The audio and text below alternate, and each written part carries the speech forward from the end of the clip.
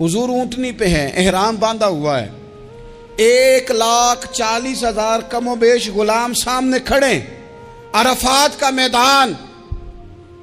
محبوب فرمانے لگے پہلا جملہ، جو درد والے تھے وہ تڑپ گئے، یہ سارے درد والے تھے لیکن کچھ زیادہ مزاج شناس تھے۔ محبوب نے پہلا جملہ کہا، حضور فرمانے لگے لوگو جس طرح آج اکٹھے ہوئے ہیں شاید اس کے بعد دوبارہ ہم اکٹھے نہ ہوں۔ پہلا اعلان ہی کر دیا کہ یہ تمہارے ساتھ جو آج خطبہ ہے نا، اس میں اشارہ دے دیا کہ دوبارہ نہیں جمع ہوگے، اگلا حج نہیں کرنا، بس ختم ہوئی بات، یہ آخری پہلی بات ہی حضور نے یہ بیان کی۔ اب وہ اتنے دل نرم ہو گئے حضور کی بات سن کے، آنکھوں میں آنسو اس طرح آ گئے، طبیعت کا ملان اتنا بڑھ گیا کہ ہر ایک کا دل کشکول بن گیا، ہر طرف سے آہیں اور سسکیاں ہیں کہ حضور کے وہ جملے یوں صحابہ لے رہے تھے جب آپ سے کوئی کہہ دے کہ بھائی یہ وقت بس آخری ملاقات کا ہے، تو پھر انہوں نے وہ تو حضور کی ہر بات ہی توجہ سے سنتے تھے، پر یہاں جو انداز بن گیا وہ انوکھا بن گیا۔ فرمایا شاید دوبارہ ملاقات نہ ہو۔ پھر میرے کریم محبوب صلی اللہ تعالیٰ علیہ وسلم نے فرمایا جس طرح تمہارے لیے یہ شہر حرمت والا ہے، مکہ حرمت والا ہے نا، ایک نیکی کرو تو مکے میں 1,00,000 کا ثواب، حرم مکہ میں ایک گناہ کرو تو وہ بھی 1,00,000 لکھا جاتا ہے، حرمت والا ہے، بڑی عزت والا ہے۔ فرمایا جس طرح یہ گھر عزت والا ہے کعبہ، جس طرح یہ شہر عزت والا ہے، فرمایا جس طرح آج کا دن حرمت والا ہے، مسلمانوں میں تمہیں بتا کے جا رہا ہوں، تمہیں سمجھا رہا ہوں، اسی طرح میں نے تم سب پر ایک دوسرے کے مال اور عزت کو حرمت والا کر دیا ہے۔ اور صحابہ کو نا حضور نے پہلے یہ سبق پورا حضور نے پوچھا، یہ بھی ذرا کمال ہے، یہ بخاری مسلم کی حدیث ہے۔ حضور نے صحابہ سے پوچھا 9 ذی الحج ہے، جمعے کا دن ہے، ذی الحج کا مہینہ ہے، سب کو پتہ ہے، لیکن نا آپ جمعہ پڑھنے ہیں تو میں آپ سے کہوں کہ آج کون سا دن ہے تو آپ کہیں کہ جناب جمعہ ہے، عجیب آدمی ہے، جمعہ پڑھا رہے ہو۔ لیکن جو صحابہ کا انداز ہے وہ اور ہے۔ حضور نے پوچھا آج یہ کون سا مہینہ ہے؟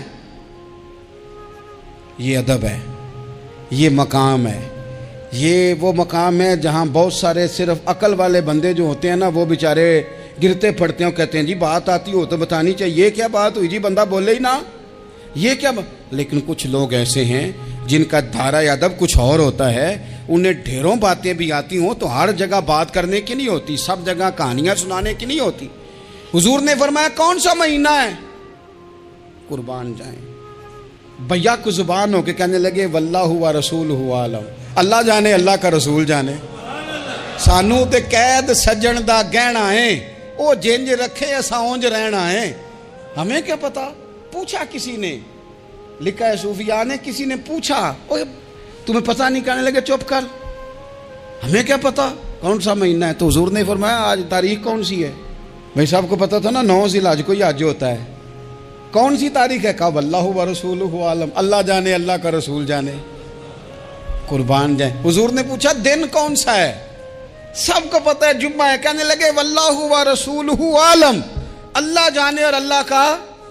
وہ صحابہ بتا کیوں نہیں رہے؟ تو اہل محبت کہتے ہیں صحابہ کا جواب یہ تھا ہمیں کوئی مہینوں سے غرض ہے، ہمیں کوئی دن سے غرض ہے، ہمیں کوئی تاریخ سے غرض ہے؟ حاجیو آؤ شہنشاہ کا روضہ دیکھو، کعبہ تو دیکھ چکے، کعبے کا بھی کعبہ دیکھو، ہمیں تو محبوب سے غرض ہے۔ مہینہ تھا ذی الحج کا، اگر حضور کہہ دیتے ذی الحج نہیں ذی قعدہ ہے تو ہم نے ذی قعدہ ہی بنا لینا تھا۔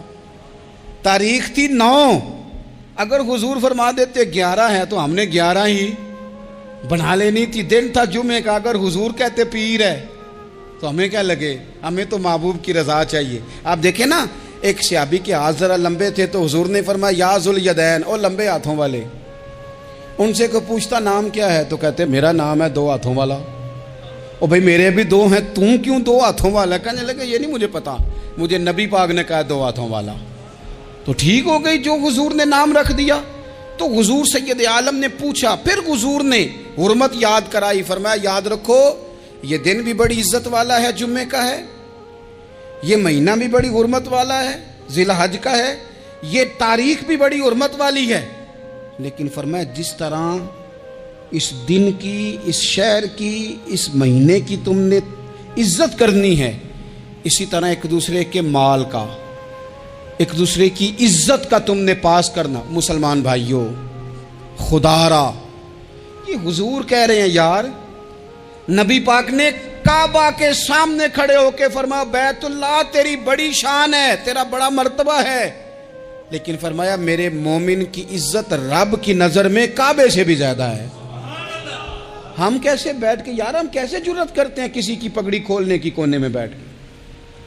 ہم اپنے گھر بیٹھ کے کسی پر تبصرہ کر گئے، کسی بندہ مومن کی عزت اچھال گئے، بالکل پتہ نہیں تھا بات کا اور ہم نے کہانی بنا دی پوری کی پوری، داستان سرائی کر گئے۔ صبح سے شام تک ہماری گپ شپ کا عنوان کیا ہے؟ کسی نہ کسی کا شکوہ، کسی نہ کسی کی شکایت، یہ ہماری گپ شپ ہے۔ خدا را حضور نے تو خطبہ حجۃ الوداع میں پہلا سبق یہ دیا تھا کہ میرے جانے کے بعد ایک دوسرے کی عزت کرنا، اور اسی خطبے میں ایک جگہ پہ فرمایا یہ نہ ہو کہ میرے جانے کے بعد تم ایک دوسرے کی گردنیں مارنے لگ جاؤ۔ ایک دوسرے کی عزتوں کا خیال کرنا، پاس کرنا۔ مسلمانوں، میرے عزیز بھائیوں، بزرگوں، عزتوں کا دفاع شروع کریں۔ تھوڑی دیر کے لیے اپنی زبان لوگوں کے اوپر تبصرہ کرنے سے کنٹرول میں لائیں۔ کچھ چیزیں ایسی، میں مختلف شہروں میں جاتا ہوں، جس شہر میں گئے وہاں لوگوں نے یہ کہا جناب یہاں جو مولانا ہے نا، بعض لوگ یہ باتیں بڑی چسکے لے کے سنتے ہیں، یہاں جو مولانا ہے نا وہ کچھ نہیں کرتے، آپ بڑے اچھے ہیں، یہاں جو پیر صاحب ہیں وہ بڑے گڑبڑ ہیں، آپ بڑے اچھے ہیں۔ تو میں ان سے کہتا ہوں کہ میں اس لیے اچھا ہوں کہ میں تھوڑی دیر کے لیے آیا ہوں، میں نے چلے جانا ہے، اور دوسری بات یہ کہ مجھے آپ جتنا مرضی اچھا کہہ لیں، میں نے رخصت ہو جانا ہے 2-3 گھنٹوں کے بعد۔ یہاں جس آدمی کا آپ شکوہ کر رہے ہیں نا، آپ اس کو جنازے کے لیے خبر کریں نہ کریں، اسے پتہ چل گیا نا محلے میں جنازہ ہو گیا ہے، تو اسے کوئی کام بھی ہوا تو اس نے کہنا یار نہیں محلے میں فوتگی ہوگی، میں نے جنازہ پڑھانا ہے، اس نے جانا نہیں۔ تو کمزوریاں تو سب جگہ ہوتی ہیں، لیکن ان کمزوریوں کی وجہ سے آپس میں بغض پیدا کر لیا جائے گا، اور پھر کمال بات ہے نا کہ اپنی ساری کمزوریوں سمیت اپنے آپ سے پیار ہے، اپنے آپ سے محبت ہے، اور دوسرے کی ایک کا پتہ چل جائے تو ہمیں گھن آنے لگ جاتی۔ تو حضور نے خطبہ حجۃ الوداع کے موقع پر یہ بات ارشاد فرمائی۔ دوسرا حضور نے فرمایا لوگوں یاد رکھنا، یہ خطبہ حجۃ الوداع میں نبی پاک نے فرمایا، یہ حضور خطبہ دے رہے ہیں، اور اس وقت دے رہے ہیں جب حضور صحابہ کو بتا چکے ہیں کہ یہ آخری ملاقات ہے، جو دور دراز سے آئے ہیں ان کو بتایا ہے کہ یہ میری تمہاری جو مجلس ہے، جو محفل ہے، جو تم سے بات ہو رہی ہے، یہ آخری ہے۔ محبوب فرمانے لگے لوگوں یاد رکھنا قیامت قائم ہوگی۔ ان جملوں کا حسن ملاحظہ کر لیں۔ فرمایا قیامت قائم ہوگی، تم اپنے رب سے ملاقات کرو گے، اور فرمایا تمہارا رب تم سے تمہارے اعمال کے بارے میں پوچھے گا۔ یہ خطبہ حجۃ الوداع میں کریم نے فرمایا۔ صبح تم اٹھے، کیا عمل کیا؟ اللہ پوچھے گا۔ کسی سے ملاقات ہوئی، طرز کیا تھی، سوچ کیا تھی؟ اللہ پوچھے گا۔ لین دین میں کیا معاملات تھے، تمہارے اعمال کے، اللہ سے ملاقات ہوگی، وہ کھڑا کر کے پوچھے گا۔ اور حدیث میں کئی جگہ پہ حضور نے فرمایا وہ تم سے سوال کرے گا، تمہیں جواب دینا ہے۔ میرے عزیز بھائیوں، تیار رہنا چاہیے، تیار۔ ہم نا منت کرتے ہیں آخری دن ہو نا، تنخواہ دار لوگ کہتے ہیں یار یہ آخری ایام چل رہے ہیں، کوئی خرچہ نہ بتاؤ، اس لیے کہ حساب کے متھے لگنا ہے۔ آخری دنوں میں، بجٹ کے دنوں میں لوگ پریشان ہوتے ہیں کہ حساب دینا ہے۔ جب رب سے ملاقات کریں گے اور وہ حساب مانگے گا، کتنا مشکل کام ہے۔ اور ایک مقام پہ حضور نے فرمایا جس سے اللہ نے حساب مانگا وہ تو الجھ گیا، دعا کرو وہ حساب مانگے ہی نہ، بے حساب ہی بخشش فرما دے۔ نبی پاک صلی اللہ تعالیٰ علیہ وآلہ وسلم نے ارشاد فرمایا اسی خطبہ حجۃ الوداع میں، حضور فرمانے لگے سن لو، میں نے تم تک اللہ تعالیٰ کا پیغام پہنچا دیا ہے۔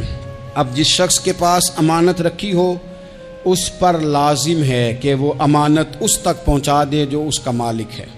ہم بہت سارے لوگ ایسے ہوتے ہیں ہمارے پاس امانتیں ہوتی ہیں، کچھ بھی نہ ہو تو کچھ لوگوں کے راز کی امانت ہوتی ہے، کچھ بھی نہ ہو تو کچھ لوگوں کی باتیں ہم تک پہنچ جاتی ہیں، وہ راز ہوتا ہے، وہ امانت ہوتی ہے۔ مجلس کی گفتگو بھی امانت ہے، لیکن ہم امانتوں کا خیال نہیں کرتے، خیانت ہو جاتی ہے۔ بہت محتاط ہو کر اپنی زندگی میں امانتوں کا خیال کیا جائے. یا ایھا الذین آمنوا لا تخونوا اللہ والرسول وتخونوا اماناتکم وانتم تعلمون. اللہ فرماتے ہیں ایمان والو، نہ رب سے خیانت کرنا، نہ رب کے رسول سے خیانت کرنا، نہ آپس میں ایک دوسرے سے خیانت کرنا، جانتے بوجھتے ہوئے یہ کام نہ کرنا. وانتم تعلمون، جانتے ہو، تمہیں پتہ ہے. کبھی بھی بددیانتی کا مظاہرہ نہ کریں اپنی زندگی میں، کبھی بھی.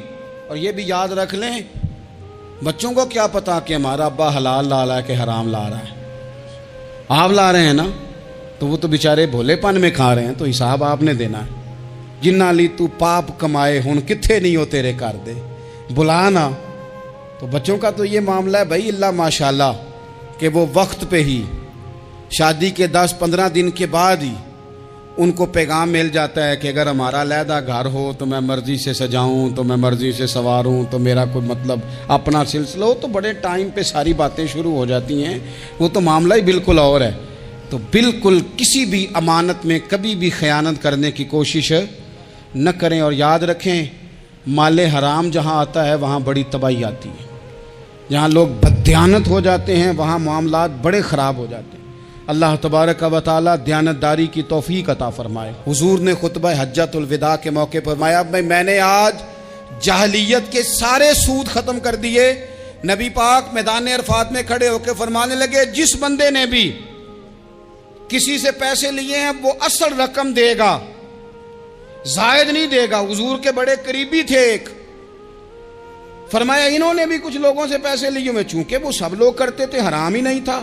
فرمایا میں ان کو بھی حکم دیتا ہوں کہ یہ اصل رقم وصول کریں گے، کسی سے ایک پائی بھی زیادہ وصول نہ کریں گے. نبی پاک صلی اللہ تعالی علیہ وسلم نے خطبہ حجۃ الوداع میں ایک باریک بات حضور نے بھی، یہ آپ نے ضرور سمجھنی ہے، بالخصوص جو لوگ تھوڑا دین پر عمل کر رہے ہیں، جن کا لبادہ مذہبی ہو گیا، جنہیں لوگ حضرت صاحب، قاری صاحب، علامہ صاحب، مفتی صاحب، حاجی صاحب، بزرگوں کہہ کے بلاتے ہیں، وہ اس پر توجہ کریں. میرے نبی پاک صلی اللہ علیہ وسلم نے خطبہ حجۃ الوداع کے موقع پر ارشاد فرمایا، لوگوں شیطان اب مایوس ہو گیا ہے، وہ تم سے بتوں کی پوجا نہیں کرا سکے گا. ہاں، وہ تمہیں چھوٹے چھوٹے گناہوں میں مبتلا کرے گا، وہ تم سے چھوٹے چھوٹے عیب کرائے گا، تم سمجھو گے یہ تو غلطی کوئی نہیں. فرمایا اس سے بچ کے رہنا. اب وہ مایوس ہو گیا، بتوں کی پوجا نہیں کرا سکتا، تمہیں اپنی پوجا نہیں کرا سکتا، لیکن چھوٹی چھوٹی غلطیاں. ایک مقام پہ فرمایا نا، چھوٹا گناہ ہونا تو مومن اسے پہاڑ سمجھتا ہے، اتنا بڑا ہو گیا، اور منافق کہتا ہے یہ تو کچھ بھی نہیں. تو اپنی زندگی کے اندر چھوٹی چھوٹی کوتاہیاں، حضرت سعدی فرمایا کرتے تھے، سیلاب اچانک نہیں آتے، پہلے چھوٹا سا سوراخ ہوتا ہے دریا کے کنارے میں، اسے بند نہ کیا جائے پھر بڑا ہو جاتا ہے. پھر وہ ٹائم آتا ہے کہ بند ٹوٹ جاتا ہے، بستیاں ڈوب جاتی ہیں. پہلے چھوٹا گناہ انسان کرتا ہے، چھوٹا، پھر اس سے آگے بڑھتا جاتا ہے اور بڑی بڑی غلطیاں ہوتی ہیں. اللہ تبارک و تعالی ہمیں رائی کے دانے کے برابر بھی غلطی کرنے سے محفوظ فرمائے. نبی پاک صلی اللہ تعالی علیہ وسلم نے اسی موقع پر ارشاد فرمایا، لوگو اللہ سے ڈرتے رہنا، اور میں تمہیں عورتوں کے ساتھ بھلائی کی وصیت کرتا ہوں. فرمایا رب نے تمہیں اختیار دیا ہے، عورتیں تمہارے سپرد کی ہیں، ان سے اچھا سلوک کرنا. فرمایا اگر کبھی کوئی ان پر تمہیں سختی کرنی بھی پڑے تو اتنی کرنا جتنی ان کی غلطی ہو، ان سے درگزر کرنا، ان سے پیار کرنا. اسلام نے خاتون کو باقاعدہ حقوق دیے، باقاعدہ. صحیح بخاری میں حدیث ہے. یہ جو نوجوان ہیں، مطالعہ کرنے والے، پڑھنے سننے سمجھنے والے، یاد رکھا کریں ان چیزوں کو. حضرت بریرہ رضی اللہ تعالیٰ عنہ حضرت عائشہ صدیقہ کی کنیزہ ہیں. حضرت مغیث رضی اللہ تعالیٰ عنہ ایک صحابی ہیں، ان کی وہ اہلیہ ہیں، وہ اپنے خامد سے علیحدگی چاہتی تھی. ان کے خامد بڑی محبت کرتے تھے، علیحدہ ہونا نہیں چاہتے تھے، خاتون رہنا نہیں چاہتی تھی. انہوں نے بڑی سفارشیں کرائیں کہ میرا خامد، میری بیوی مجھ سے صلح کر لے. حالانکہ وہ خاتون کنیز ہیں، خادمہ ہیں، کوئی بڑے قبیلے سے بظاہر تعلق نہیں. بالآخر انہوں نے گزارش کی، سیدہ عائشہ صدیقہ رضی اللہ تعالیٰ عنہ سے کہا، کچھ اور ذرائع اختیار کیے.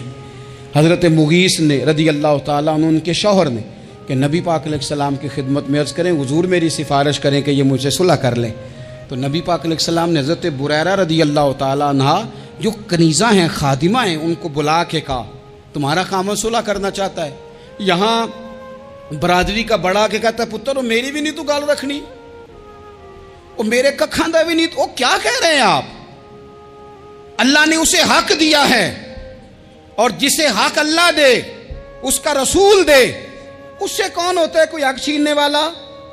نبی پاک صلی اللہ علیہ وسلم نے حضرت بریرہ سے کہا تمہارا خامد صلح کرنا چاہتا ہے اور وہ روتا ہے تمہارے لیے، اور اس نے بڑی سفارشیں کی ہیں، تم اس سے صلح کر لو۔ حضرت بریرہ رضی اللہ تعالیٰ عنہ عرض کرنے لگی یا رسول اللہ صلی اللہ علیہ وسلم آپ جو حکم کریں میں حاضر ہوں، ایک بات پوچھ سکتی ہوں؟ ایک گزارش کر لوں؟ ایک صرف حضور میرا بولیا چولیا معاف کری، ایک بات کر لوں؟ تو کہا کرو۔ عرض کی یا رسول اللہ یہ آپ کا حکم ہے یا مشورہ ہے؟ یہ محبوب کی بات ہے، محبوب کی۔ کوئی بزرگ کیوں جبر کرتا ہے کسی پہ؟ کوئی حضرت شیخ کیوں کہتے ہیں زبردستی عورت کو کہ تو جا؟ نبی پاک صلی اللہ علیہ وسلم نے فرمایا صلح کر لے۔ یا رسول اللہ ایک بات عرض کروں؟ کرو۔ حضور حکم ہے کہ مشورہ ہے؟ تو نبی پاک نے فرمایا نہیں مشورہ ہے۔ تم عاقلہ ہو، بالغہ ہو، اسلام تمہیں با اختیار کرتا ہے، چاہو تو رہو چاہو تو خلا لے لو۔ عرض کرنے لگی حضور اگر مشورہ ہے تو پھر میں مغیث سے صلح نہیں کرنا چاہتی۔ میرے محبوب نے فرمایا تو جس حال میں راضی ہے میں بھی راضی ہوں۔ ٹھیک ہو گئی بات، ختم ہو گئی۔ حضور نے کوئی زور نہیں، اتنے اسلام حقوق دیتا ہے عورت کو، کسی کو اجازت نہیں کہ وہ جبر کرے، وہ ظلم کرے۔ میں آ گیا ہوں صلح نہیں کرنی، بے تو کیوں آیا ہے؟ تو نے وقت گزارنا ہے، جانے وہ خامد کس طرح کا ہو۔ تو نبی پاک صلی اللہ علیہ وسلم نے خطبہ حجۃ الوداع کے موقع پر فرمایا عورتوں کے ساتھ اچھا سلوک کرنا۔ اللہ تبارک و تعالی جو حج پڑھا جا رہا ہے اس کے صدقے پوری امت پر اپنا فضل فرمائے۔